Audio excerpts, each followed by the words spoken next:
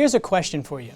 Is terrible history repeating itself in 2022? In this video today, we're going to explore how the Chinese Communist Party is treating spiritual groups in the lead up to the 2022 Olympic Games. I'm Ben Maloney, Digital Outreach Director for Falun Gong Information Center. Leading up to this year's Olympic Games, the CCP has begun yet another round of brutal campaigns of what the party calls maintaining social stability. In reality, the current circumstances in China are mirroring frightening trends that we saw in the 2008 Olympics. Just to recap, following the 2008 Olympics, over 8,000 Falun Gong adherents were arrested for their faith, and at least 100 of them died as a result of that in the same year. And in the aftermath of the 2022 Olympics this year, could be even more devastating than 2008 if the trends continue.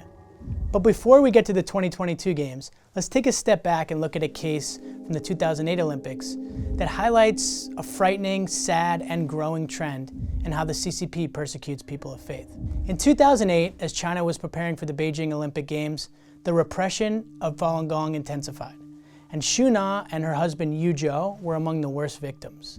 Yu Zhou is a very famous folk singer in China, and after one of his concerts in 2008, he and Xu Na were both arrested. And 11 days later, Yu Zhou, at the age of only 42, died at Tongzhou District Detention Center, and Xu Na was sentenced to another 3 years in jail.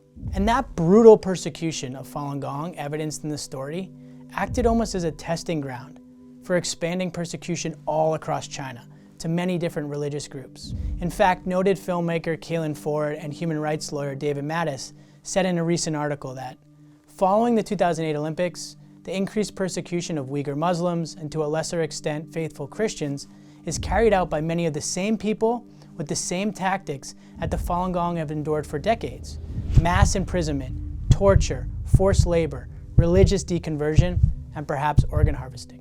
So back to our original question. Is terrible history repeating itself in 2022? All current facts point to yes.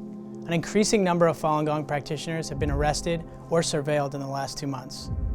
In fact, on January 21st, the US State Department condemned the Chinese Communist Party for sentencing 11 Falun Gong practitioners to prison terms as long as 8 years for exercising their religious beliefs. On January 14th, those sentences were handed down just weeks ahead of the 2022 Winter Olympics in Beijing. The State Department is calling on Beijing to immediately end its depraved abuse and mistreatment of Falun Gong practitioners, release those imprisoned due to their beliefs, and address the whereabouts of missing practitioners, a department official told the Epoch Times in an email. The State Department doesn't stop there.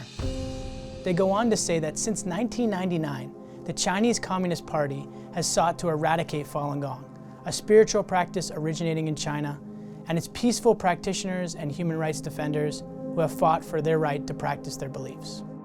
Our story today comes full circle in a very sad way, because Xu Na was one of the 11 practitioners that the State Department was referring to. In January of this year, she was sentenced again to 8 years in prison for her faith.